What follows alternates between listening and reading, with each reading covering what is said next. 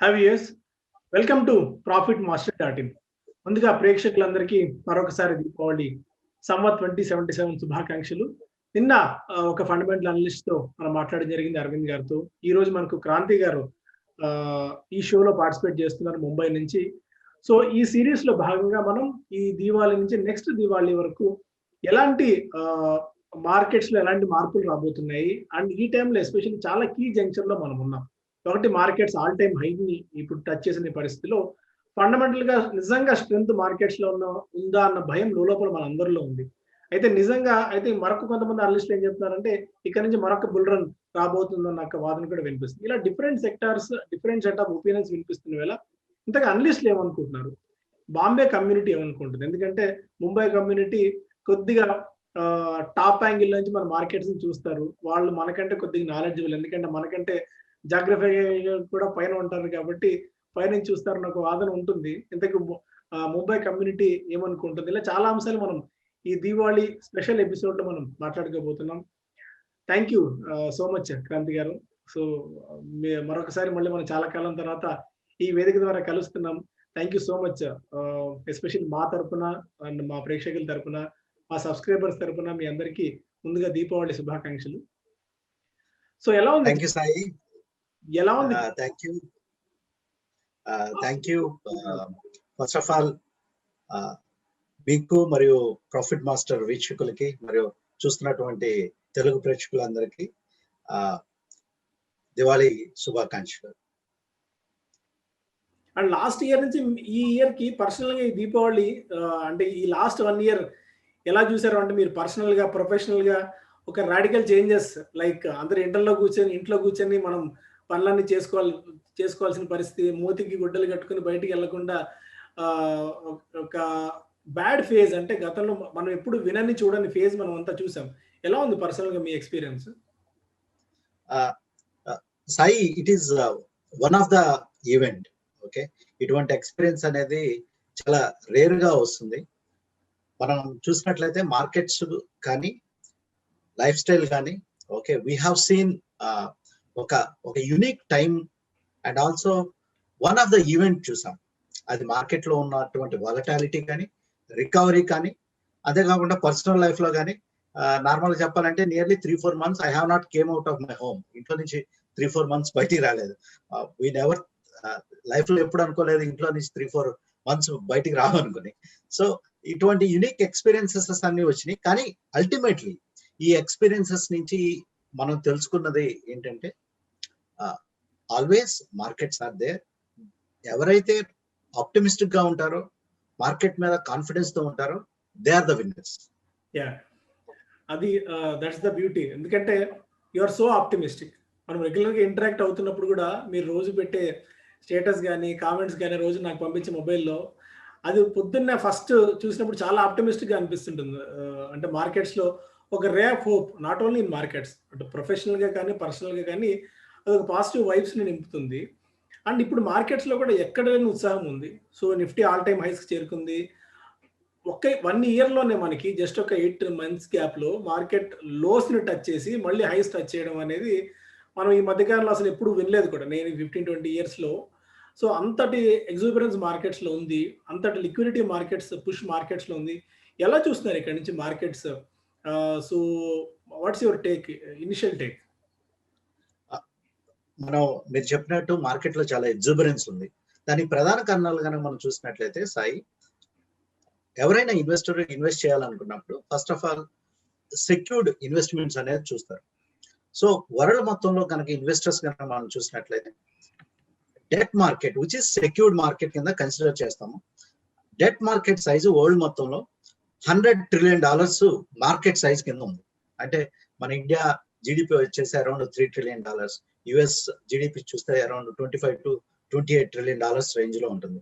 Debt market చూస్తే world debt market కనుక చూసినట్లయితే $100 trillion రేంజ్ లో ఉంటుంది. ఈ $100 trillion లో $20 trillion డెట్ అనేది it is zero or negative yield ఇస్తుంది. అంటే $20 trillion కనుక ఇన్వెస్ట్ చేసిన మనీ ఎవరైతే ఇన్వెస్ట్ చేస్తున్నారో వాళ్ళకి రిటర్న్స్ అనేది జీరో, లేకపోతే నెగిటివ్ రిటర్న్స్ లో వస్తుంది. మిగిలిన $80 trillion కనుక డెట్ కనుక మనం చూసినట్లయితే దాని నుంచి వచ్చే రిటర్న్ 3 to 4% మాక్సిమం వస్తుంది. వేరాజ్ ఈక్విటీ ఇన్వెస్ట్మెంట్ మనం లాంగ్ టర్మ్ లో చూసినట్లయితే ఏ కంట్రీలో చూసినా, ఇర్రెస్పెక్టివ్ ఆఫ్ ద రీజన్, ఏ కంట్రీలో చూసినా ఈక్విటీ నుంచి వచ్చే రిటర్న్స్ గణనీయంగా డెట్ సెక్యూర్డ్ మార్కెట్ నుంచి కంపేర్ చేస్తే కనుక గణనీయంగా హైగా ఉన్నాయి. మన ఇండియాలో కనుక చూసినట్లయితే నియర్లీ యావరేజ్ మనకి 14 to 15% రిటర్న్స్ వస్తున్నాయి.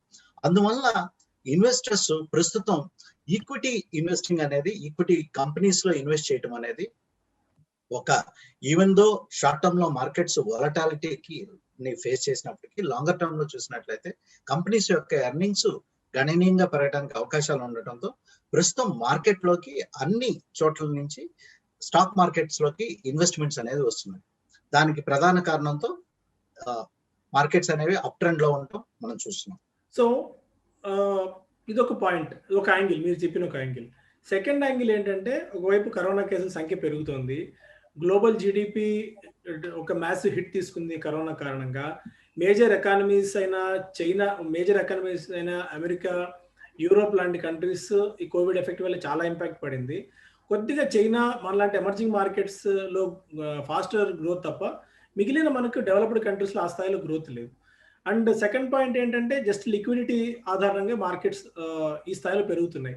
సో ఈ లిక్విడిటీ డ్రివెన్ ర్యాలీ అనేది ఎంతకాలం పాటు కొనసాగే అవకాశం ఉంది? లోపల నిజంగా మీరు ఎంత కాన్ఫిడెంట్గా పైకి మాట్లాడుకున్నా, లోపల మాట్లాడుకున్నా మనకు తెలియకుండా లోపల ఏదో ఒక చిన్న భయం ఉంటుంది. నిజంగా ఈ మార్కెట్స్ ఫండమెంటల్గా ఇంత స్ట్రాంగ్ ఉన్నాయి, ఇంత పెరగాల్సిన అవసరం ఉందా అన్న ఒక ఫీల్ మనలో లోపల ఉంటుంది. కాకపోతే ఏంటంటే మనం ఉన్న ఫీల్డ్ ఏంటంటే మనం అట్లా బయటికి చెప్పలేని పరిస్థితి కూడా.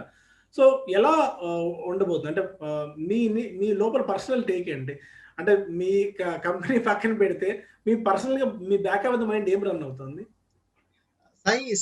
మార్కెట్స్ మనం చూసినట్లయితే నార్మల్ గా మనం ఎప్పుడు మార్కెట్ లో వెనక్కి చూసుకుంటాం ఎప్పుడు. బట్ మార్కెట్స్ కనుక చూస్తే వాటిని ఫార్వర్డ్ లుకింగ్ యానిమల్స్ అంటారు.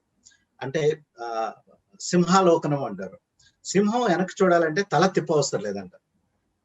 సో అట్లనే మార్కెట్ లో మనం ప్రతిరోజు వెనక తిరిగి నిర్ణయం జరిగిందో చూస్తుంటాం. కానీ మార్కెట్ ఎప్పుడు నెక్స్ట్ 6 months లో నుంచి 36 months లో నుంచి వచ్చే ఈవెంట్స్ ని డిస్కౌంట్ చేస్తూ ఉండటమే మార్కెట్ యొక్క మెయిన్ యాక్టివిటీ.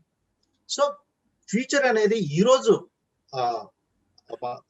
మనం చూసేది కాకుండా, ఫర్ ఎగ్జాంపుల్ మనం 23rd March మన ఇండియాలో లాక్డౌన్ ఎప్పుడైతే స్టార్ట్ అయిందో ఆ రోజు నుంచి మీరు అబ్జర్వ్ చేస్తే కనుక మనం లాక్డౌన్ లో ఉన్నాం, వీఆర్ వరీయింగ్, అండ్ ప్రతి ఒక్కటి లాక్డౌన్ లోకి వెళ్తూ ఉంది. కంపెనీస్ యొక్క ప్రొడక్షన్ అనేది కంప్లీట్ గా అయిపోయింది.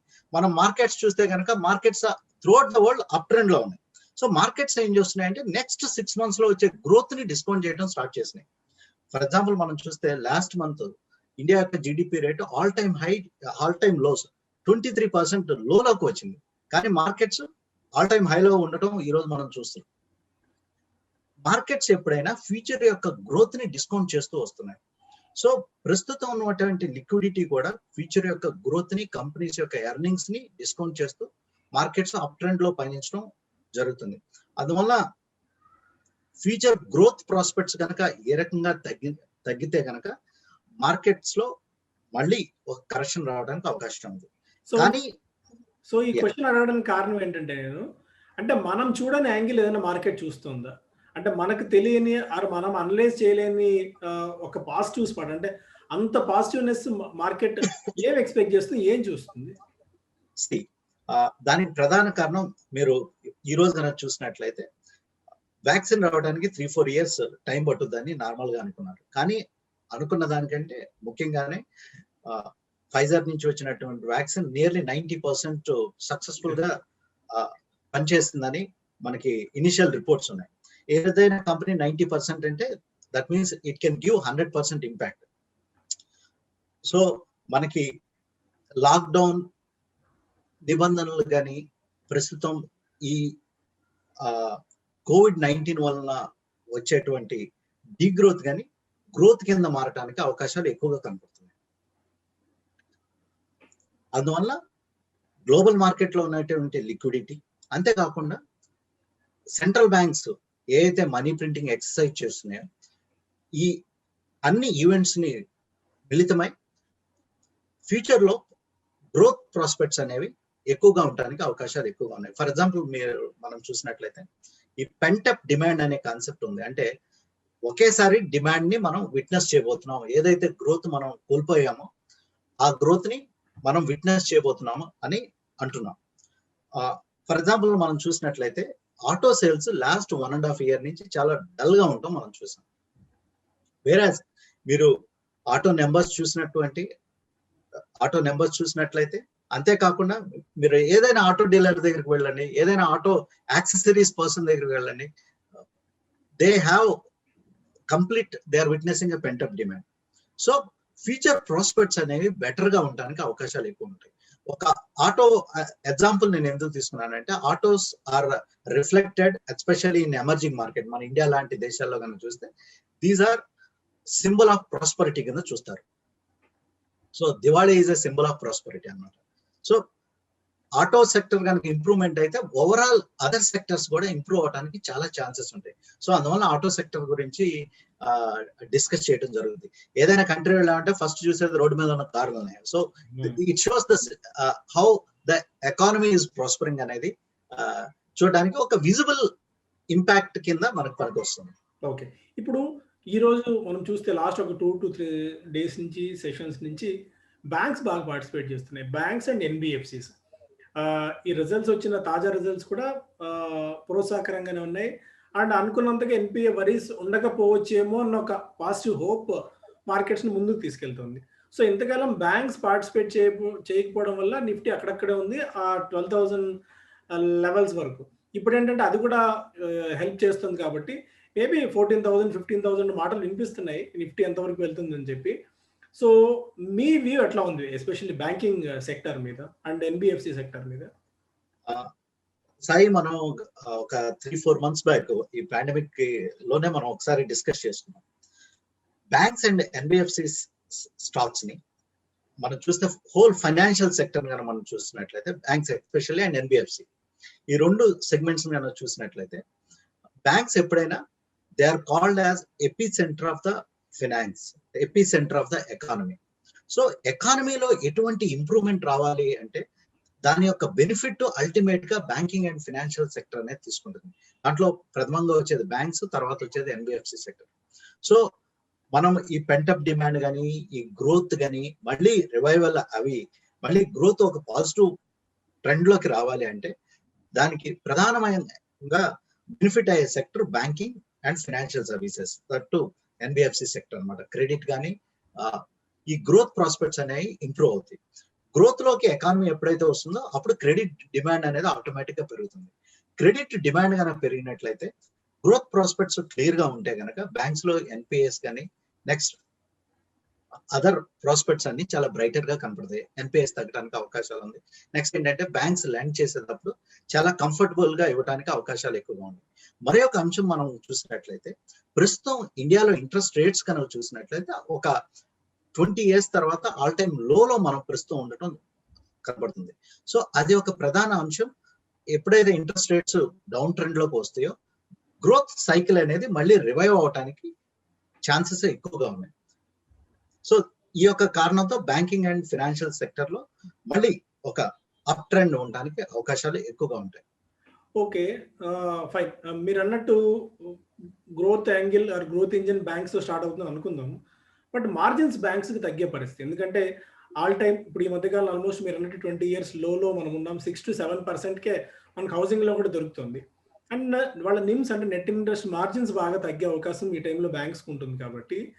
అండ్ ఇప్పుడున్న వాటిల్లో సాలిడ్ గా సౌండ్ గా ఉన్న banking stocks like either private banks అనుకోవచ్చు, పిఎస్యూ బ్యాంక్స్ అనుకోవచ్చు, వాటిలో ఓవర్వ్యూ ఏది చూస్తారు అంటే ఐ డోంట్ ఆస్క్ స్పెసిఫిక్ ఈ స్టాక్ చెప్పని చెప్పి.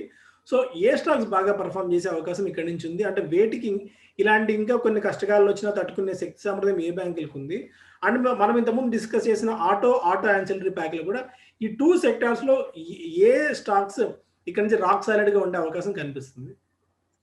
నార్మల్ గా మనం చూసినట్లయితే సాయి ప్రధాన రంగం ప్రైవేట్ సెక్టర్ బ్యాంక్స్ చూసినట్లయితే అవి కూడా బాగా ర్యాలీ అవటం మనం చూస్తున్నాం. కానీ ఏంటంటే వీటిలో రిస్క్ రివార్డ్ రేషియో కంపేర్ చేసుకున్నట్లయితే మనకి రిస్క్ అనేది చాలా తక్కువగా ఉండటం మనం చూస్తున్నాం. మీరు ఒక చక్కటి పాయింట్ అడిగారు ఏంటంటే ఓకే ఎకానమీ రివైవ్ అవుతున్నప్పుడు ఈ బ్యాంక్స్ యొక్క లెండింగ్ కనుక స్టార్ట్ చేసినప్పుడు ఇంట్రెస్ట్ రేట్స్ లోలో ఉంటుండటంతో నిమ్స్ నెట్ ఇంట్రెస్ట్ మార్జిన్స్ చాలా తక్కువగా ఉంటాయని. కానీ ఎకానమీ ఎప్పుడైతే రివైవల్ ట్రెండ్ లోకి వెళ్తుందో quantum of loan disbursal also బాగా పెరుగుతుంది. అంటే బ్యాంక్స్ వారి యొక్క బుక్ వాల్యూని ఇంక్రీజ్ చేయడానికి అవకాశాలు ఎక్కువగా ఉంటాయి. ఎందుకంటే గ్రోత్ ప్రాస్పెక్ట్స్ బాగా కనపడుతున్నప్పుడు బ్యాంక్స్ యొక్క లెండింగ్ బుక్ అనేది పెరుగుతుంది. సో అది it can be retail banking lending book కానీ కార్పొరేట్ లెండింగ్ బుక్ కానీ బాగా పెరిగినట్లయితే బ్యాంక్స్ యొక్క నిమ్స్ నెట్ ఇంట్రెస్ట్ మార్జిన్స్ పెరగడానికి అవకాశాలు ఎక్కువగా ఉంటాయి. మన ఇండియాలో ఉన్న బ్యూటీ ఏంటంటే వన్ ఆఫ్ ద థింగ్ మనకి all varieties of banks available గా ఉన్నాయి మనకి. అవి లార్జ్ క్యాప్ ప్రైవేట్ రంగ బ్యాంక్స్ కానీ ప్రభుత్వ రంగ బ్యాంక్స్ కానీ mid and small cap banks కానీ మరియు ఈ మధ్యకాలంలో మనకి స్మాల్ ఫైనాన్స్ బ్యాంక్స్ కూడా రావడం మనం అబ్జర్వ్ చేస్తున్నాం. సో ఇన్వెస్టర్స్ వారి యొక్క రిస్క్ అపటైట్ ను బట్టి వారి యొక్క రిస్క్ టాలరెన్స్ లెవెల్స్ ని బట్టి ఈ బ్యాంక్స్ కనుక సెలెక్ట్ చేసుకున్నట్లయితే ఓవరాల్ గా ఎకానమీ కనుక అప్ ట్రెండ్ లో ఉన్నట్లయితే ప్రతి బ్యాంకు పెర్ఫార్మ్ చేయడానికి అవకాశాలు ఎక్కువగా ఉంటాయి. సేఫ్ గా ఉండాలి అంటే ప్రధాన రంగ బ్యాంక్స్ ప్రైవేట్ సెక్టర్ బ్యాంక్స్ లో కనుక ఉన్నట్లయితే ఇన్వెస్టర్స్ కి మంచి రిటర్న్స్ రావడానికి అవకాశాలు ఉన్నాయి. అంతేకాకుండా కొంత ల్యాగ్ ఎఫర్ట్ తో, అంటే కొంత ల్యాగ్ ఎఫర్ట్ అంటే బ్యాంక్స్ స్టార్ట్ అయిన తర్వాత మనం ప్రైవేట్ రంగ బ్యాంక్స్ లో చూస్తే ల్యాగ్ ఎఫర్ట్ అనేది ఉంది, పెద్ద మూవ్మెంట్ అనేది లేదు. సో ఏదైనా స్ట్రాంగ్ ప్రైవేట్ రంగ బ్యాంక్స్ కూడా చూసినట్లయితే లాంగ్ టర్మ్ లో ఇది కంట్రేరియన్ వ్యూ అనమాట. ఇప్పుడు మనీ అంతా ప్రైవేట్ సెక్టర్ బ్యాంక్స్ లోకి వెళ్తుంది, పబ్లిక్ సెక్టర్ బ్యాంక్స్ లోకి వెళ్ళట్లేదు. ఏదైనా టాప్ ప్రభుత్వ రంగ బ్యాంక్స్ లో కనుక చూసినట్లయితే అటువంటి బ్యాంక్స్ లో కూడా ఒక ల్యాగ్ ఎఫర్ట్స్ తో మంచి రిటర్న్స్ రావడానికి అవకాశాలు ఉన్నాయి. ప్రభుత్వ రంగ బ్యాంక్ లో చూస్తే మార్జిన్ ఆఫ్ సేఫ్టీ ఎక్కువగా ఉండటం మనం చూస్తున్నాం. ఓకే, నేను ఈ టైంలో స్పెసిఫిక్ స్టాక్ అడగబోతాను ఎస్బీఐ గురించి. సో ఎస్బీఐ అంతకుముందు రజనీష్ కుమార్ గారి సారథ్యంలో యోనోను బాగా డెవలప్ చేశారు. అంటే వాళ్ళకున్న subsidiary companies like SBI life అనుకోవచ్చు, ఈ సెక్టర్ వాళ్ళకున్న సబ్సిడరీ కంపెనీస్ని చాలా స్ట్రాంగ్గా వాళ్ళు తీసుకురాగలిగారు. బట్ సంభవం అన్నీ ఉన్నా ఏదో అంటే ఆ పదం నేను వాడను కానీ ఏదో ఇబ్బంది పెడుతుంది స్టేట్ బ్యాంక్ ఆఫ్ ఇండియాని. సో మళ్ళీ పూర్వవైభవం స్టేట్ బ్యాంక్ 2008 లాంటి ప్రైజెస్ వచ్చే అవకాశం స్టేట్ బ్యాంక్ ఆఫ్ ఇండియాకి కనిపిస్తుందా? ఆర్ అట్లీస్ట్ ఎందుకంటే ఒక్క యోనాకి ఆల్మోస్ట్ వాళ్ళు 1 lakh crores దాకా వాల్యుయేషన్ చేస్తున్నారు. రజనీష్ కుమార్ గారు పదే పదే దాని గురించి చెప్పారు. ఎందుకంటే ఇప్పుడు యూపీఐ రెవల్యూషన్ బాగా వస్తుంది. రీసెంట్గా వాట్సాప్ కూడా వాళ్ళకి యూపీఐ పేమెంట్స్ ఆప్షన్స్ ఫెసిలిటీ వాళ్ళకి కల్పించారు. కాబట్టి రాబోయే రోజుల్లో ఇది చాలా పెద్ద బిజినెస్ మోడల్ కాబోతుంది. But still state Bank of India ఎందుకు క్యాచ్అప్ కాలేకపోతుంది? అట్లీస్ట్ ఇప్పుడన్నా ఆ కష్టకాలం తీరింది అనుకోవచ్చా? సాయి, మనం చూసినట్లయితే స్టేట్ బ్యాంక్ ఆఫ్ ఇండియాకి అఫ్ కోర్స్ ప్రభుత్వ రంగ కంపెనీస్ చూసినట్లయితే ప్రస్తుతం ఏ ప్రభుత్వ రంగ కంపెనీ చూసినట్లయితే మనీ అనేది అంటే అల్టిమేట్లీ ట్రేడింగ్ కౌంటర్ లో డిమాండ్ అండ్ సప్లై, అంటే ఆ స్టాక్ వచ్చే డిమాండ్ అండ్ సప్లై చాలా తక్కువగా ఉంటుంది చూస్తున్నాం. సో ప్రస్తుత ర్యాలీలో కనుక మనం చూసినట్లయితే ఆ లాస్ట్ 5 years మార్కెట్ యొక్క స్టాక్స్ యొక్క పెర్ఫార్మెన్స్ చూస్తే కనుక ప్రభుత్వ రంగ సంస్థలు కంపెనీస్ మార్కెట్ లో చాలా అన్ఫ్లేవర్డ్ గా ఉండటం మనం చూస్తున్నాం. So state Bank of India కూడా బికాజ్ అల్టిమేట్లీ పబ్లిక్ రంగ సంస్థ కాబట్టి ఇన్వెస్టర్స్ కి అంత బయింగ్ ఇంట్రెస్ట్ అనేది లేదు. సో ప్రస్తుతం ఏంటంటే మార్కెట్ లో ఒక కంట్రేరియన్ వ్యూ గా తీసుకుంటే valuations state Bank of India చాలా అట్రాక్టివ్ గా ఉండటం మనం చూస్తున్నాం. ఎండ్ ఆఫ్ ది డే మన ఇండియాలో ద లార్జెస్ట్ బ్యాంక్ ఈ స్టేట్ బ్యాంక్ ఆఫ్ ఇండియా. ఏ డీల్ జరగాలన్నా State Bank of India can do that. Next వాళ్ళ యొక్క సబ్సిడరీస్ మనం చూస్తే they have developed very good subsidiaries in last 7 to 8 years. అందువల్ల ఎవరైతే ఇన్వెస్టర్స్ పేషెన్స్ ఉండి ఇన్వెస్ట్ చేసినట్లయితే ఈ ల్యాగ్ ర్యాలీ కనుక అయితే ఎప్పుడైతే వస్తుందో అప్పుడు రిటర్న్స్ రావడానికి అవకాశాలు ఉన్నాయి. దానికి ఎవరైతే ఇన్వెస్టర్స్ ఇటువంటి స్టాక్స్ లో ఇన్వెస్ట్ చేస్తారంటే నార్మల్ గా ఇన్వెస్టర్స్ కి ఒక అభిప్రాయం ఏంటంటే ప్రతిరోజు మనం నిఫ్టీ కానీ మార్కెట్ కానీ రేజ్ అయినట్లయితే బెంచ్ మార్క్ తో కంపేర్ చేసుకుంటాం.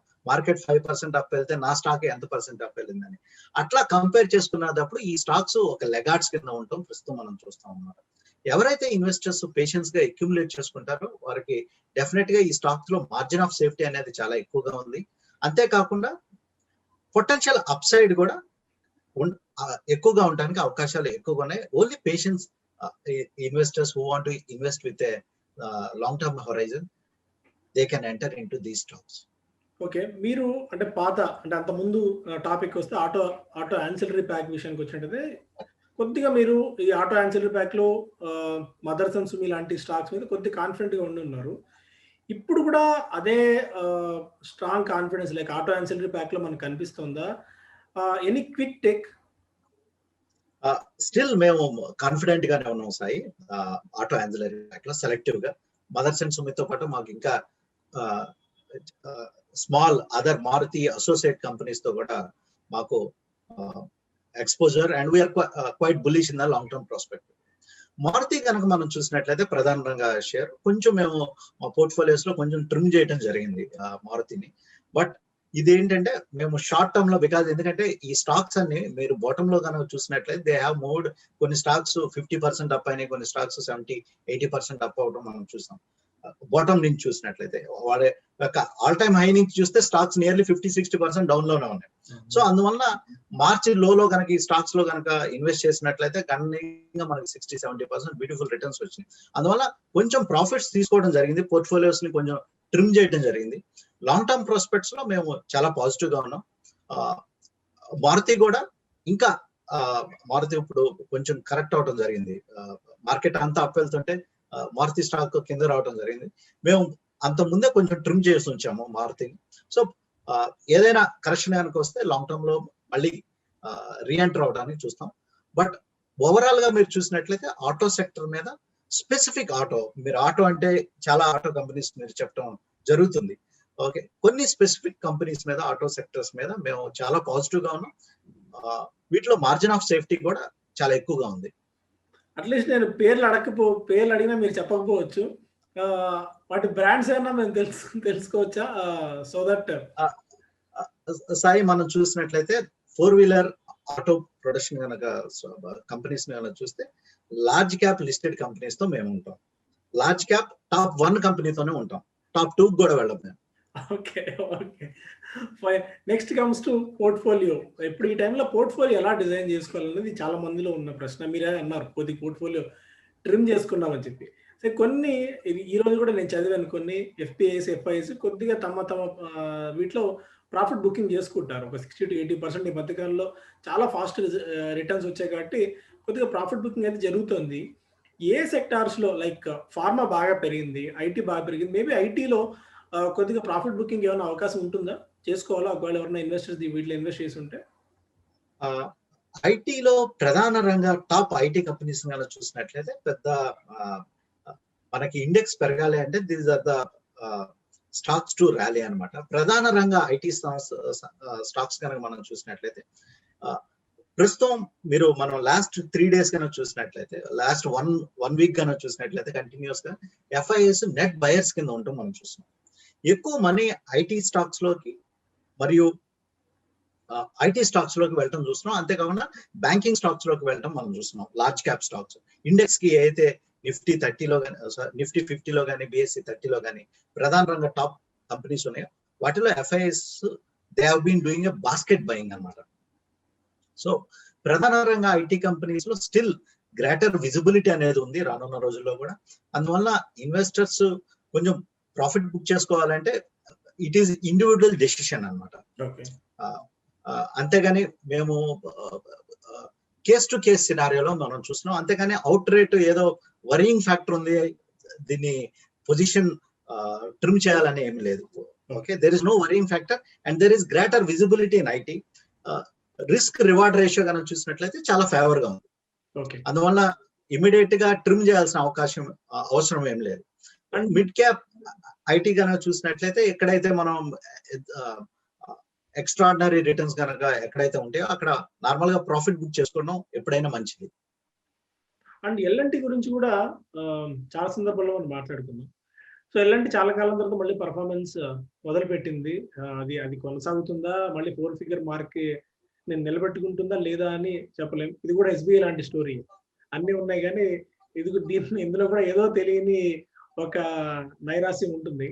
మీ మనం గతంలో అనుకున్నప్పుడు వీటి సబ్సిడరీ కంపెనీస్ కూడా బాగా పెర్ఫార్మ్ చేస్తున్నాయి. బట్ స్టిల్ ఎందుకు క్యాచప్ కాలేకపోతుంది ఎల్&టి? ఇందులో కూడా మనకు తెలియని మార్కెట్ ముందే ఊహిస్తున్న పిక్చర్ ఏమన్నా కనిపిస్తుందా? సో ఎలా చూస్తారు ఎల్&టిని? సాయి, నేను మార్కెట్ ఫార్వర్డ్ లుకింగ్ యానిమల్స్ అని చెప్పినప్పుడు కొన్ని సెక్టర్స్ లో కొన్ని స్టాక్స్ యాక్షన్ కనుక మనం చూసినట్లే కొంచెం లాగ్ ఎఫెక్ట్ అనేది కూడా ఉండడానికి అవకాశాలు ఎక్కువగా ఉంటాయి. ఫర్ ఎగ్జాంపుల్ ఎల్&టిని ప్రస్తుతం మనం చూసినట్లయితే ఎల్&టిని కంప్లీట్ గా ఒక హోల్డింగ్ కంపెనీ స్ట్రక్చర్ కిందనే మనం చూడాలి. ఎందుకంటే సబ్సిడరీస్ అన్ని లిస్ట్ అయి ఉండటం జరిగింది. సబ్సిడరీస్ కనుక లిస్ట్ అవ్వకుండా ఉంటే కనుక కొంచెం బయింగ్ అనేది ఇంకా హెవీగా రావడానికి అవకాశాలు ఎక్కువ ఉన్నాయి. ప్రస్తుతం సబ్సిడరీస్ అన్ని లిస్ట్ అవ్వడంతో ఎల్&టి పేరెంట్ కంటే సబ్సిడరీస్ లోకి మనీ వెళ్ళడం మనం చూస్తున్నాం. అది ఎల్&టి ఇన్ఫోటెక్ కానీ, ఎల్&టి టెక్నాలజీ సర్వీసెస్ కానీ, మైంట్రీ కానీ, L&T of course L&T financial holding వచ్చేసి ఎన్బిఎఫ్సి కాబట్టి అంత పెద్ద పెర్ఫార్మెన్స్ లేదు. మిగిలిన అదర్ సెక్టర్ కనుక చూసినట్లయితే ఎల్&టి హోల్డింగ్ కంపెనీ యొక్క పెర్ఫార్మెన్స్ అంతగా లేకపోవడం మనం చూస్తున్నాం. ఎందుకంటే ఇన్ఫ్రాస్ట్రక్చర్ లో ఇంకా స్పెండింగ్ అనేది జరగాల్సిన అవసరం ఉంది. ప్రాజెక్ట్స్ అయితే అలొకేట్ అవుతున్నాయి కానీ క్యాష్ ఫ్లోస్ ఇంకా ఇంప్రూవ్ అవ్వాలి.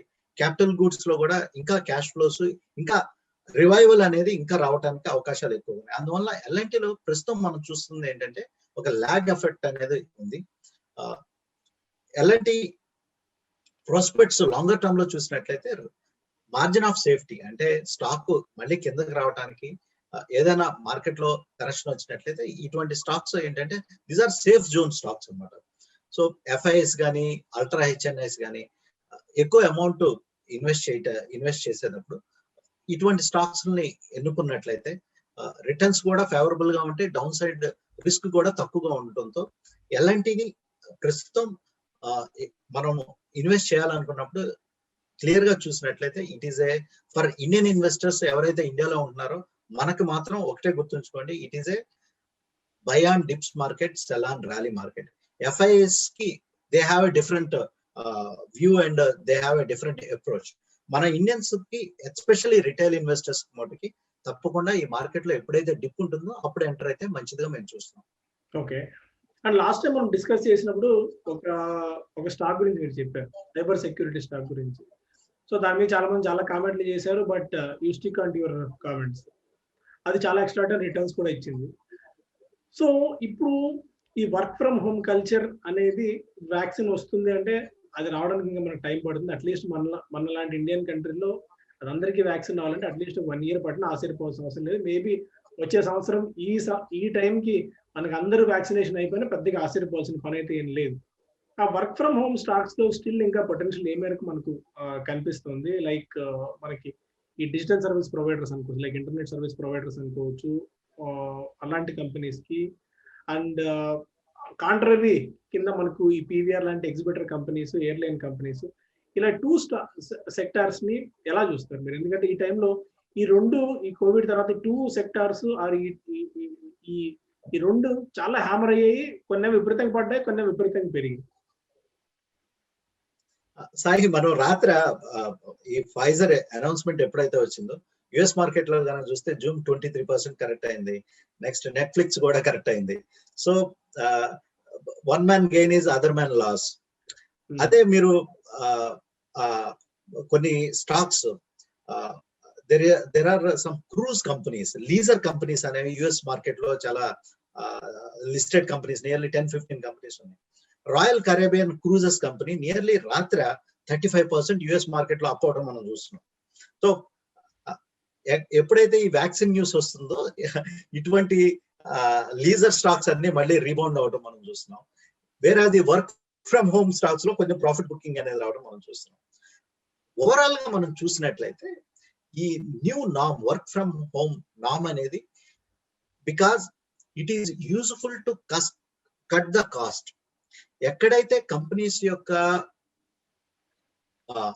ఎర్నింగ్స్ ని ఇంక్రీజ్ చేయడానికి అవకాశాలు ఉంటాయో అటువంటి సెక్టర్స్ లో, అటువంటి పొజిషన్స్ లో తప్పకుండా ఈ వర్క్ ఫ్రమ్ హోమ్ అనేది, న్యూ నామ్ అనేది డెఫినెట్ గా it is going to be there.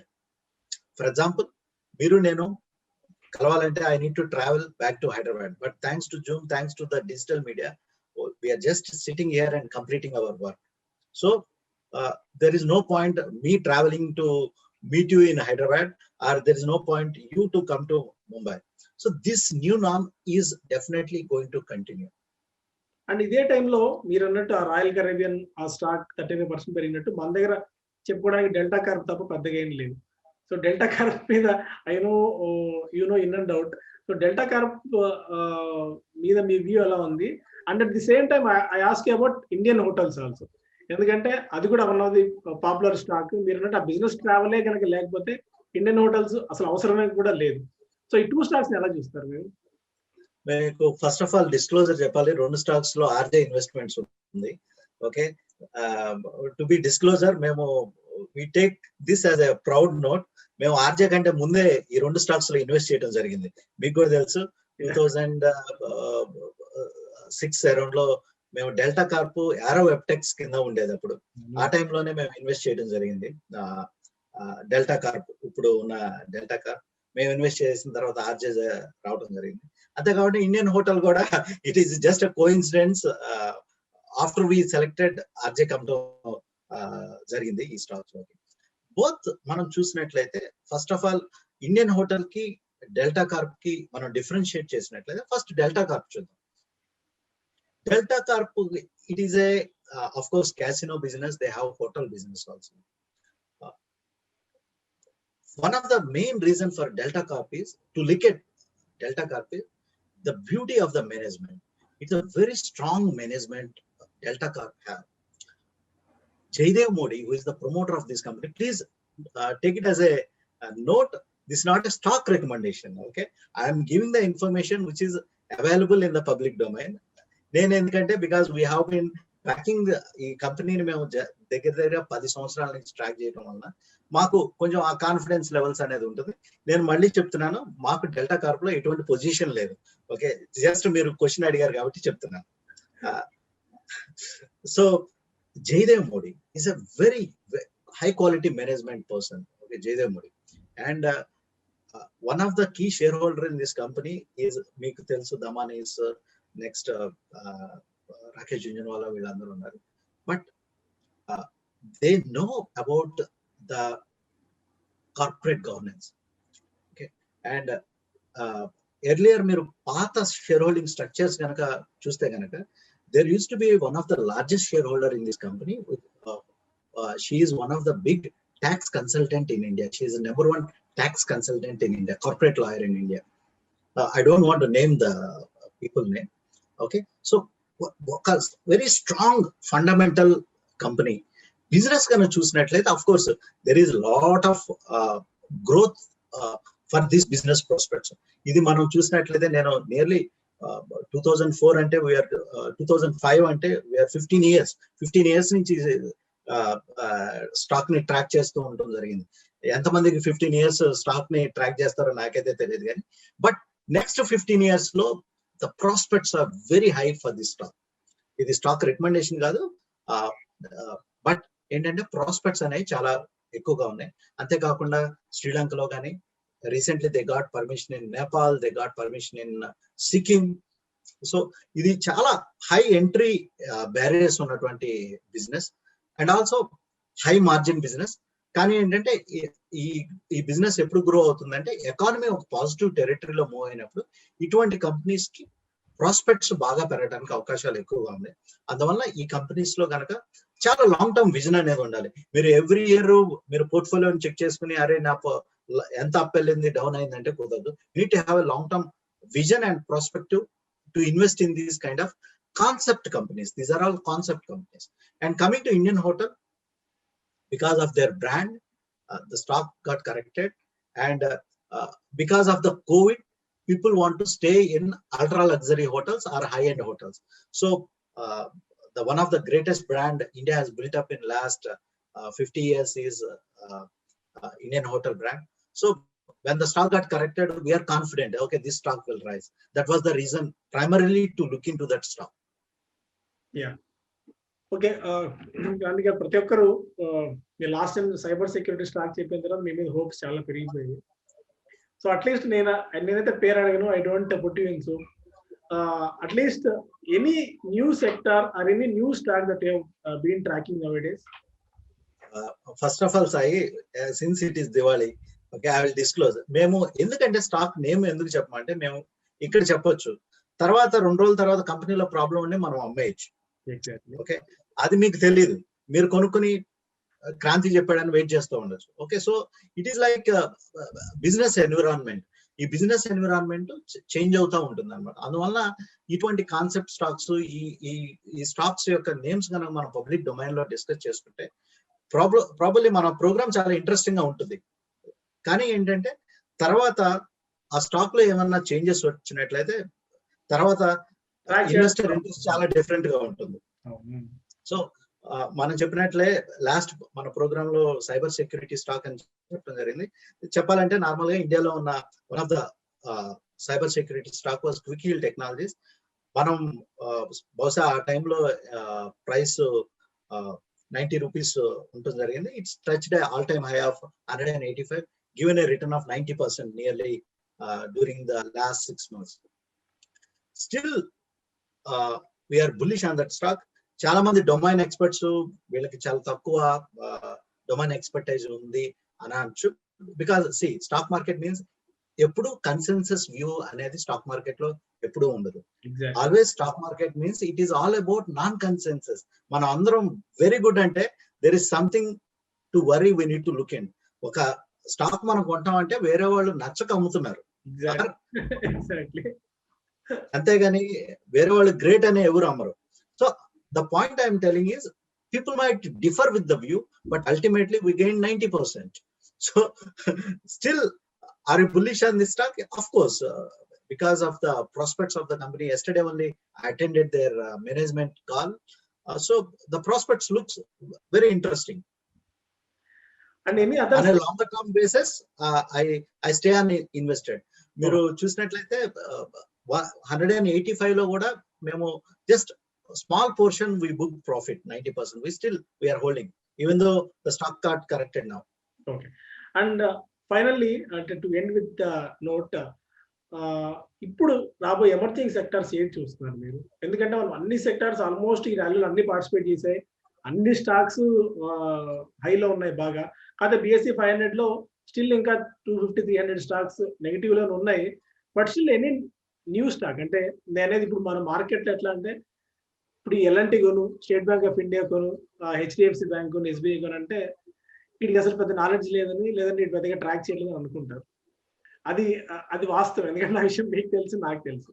But any other mid and small గా that you have been tracking nowadays, so వీటిలో ఇంకా గ్రోత్ ప్రాస్పెక్ట్స్ ఉండే అవకాశం ఉంది అని feel that it's not a recommendation, but prospects ఉండే అవకాశం ఉంది అన్న వ్యూతో?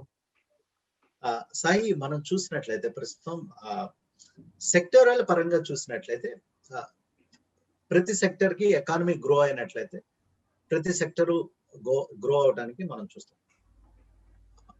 ఎవ్రీ 10 years కి ఈ సెక్టోరియల్ ఫ్లేవర్ అనేది మార్కెట్ లో మారటం మనం అబ్జర్వ్ చేస్తూ ఉంటాం. ఫర్ ఎగ్జాంపుల్ మనం చూసినట్లయితే 2000 to 2010 ఒక డికేడ్ కనుక చూసినట్లయితే ఆ టైంలో మనం బెస్ట్ పెర్ఫార్మింగ్ సెక్టర్స్ కనుక మనం చూసినట్లయితే real estate sector was one of the top most wealth creator.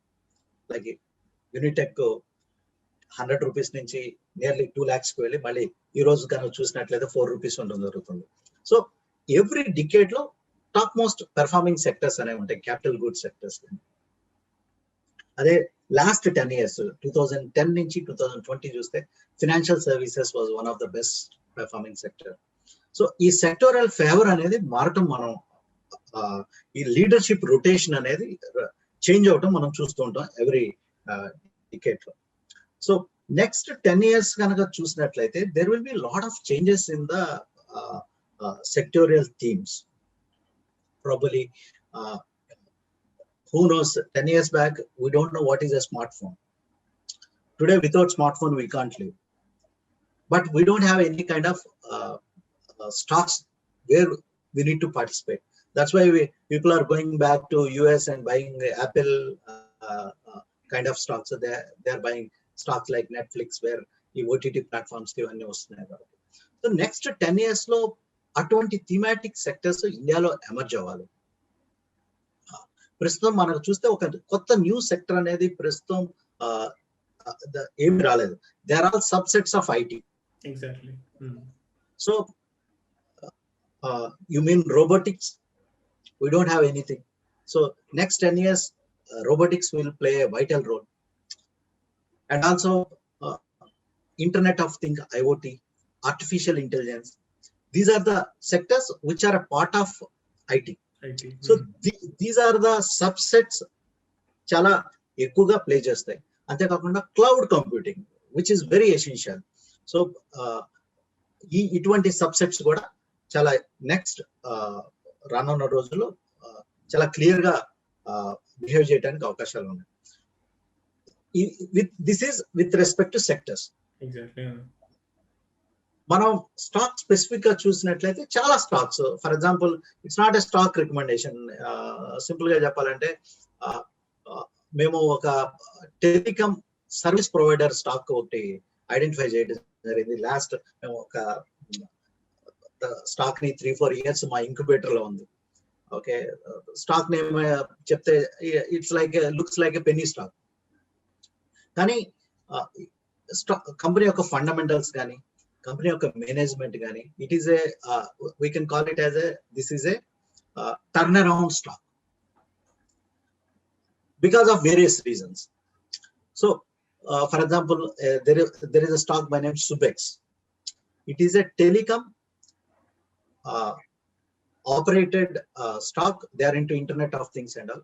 Please don't consider this as a stock recommendation. We bought at 4 rupees. Couple of days back it touched around 19 rupees.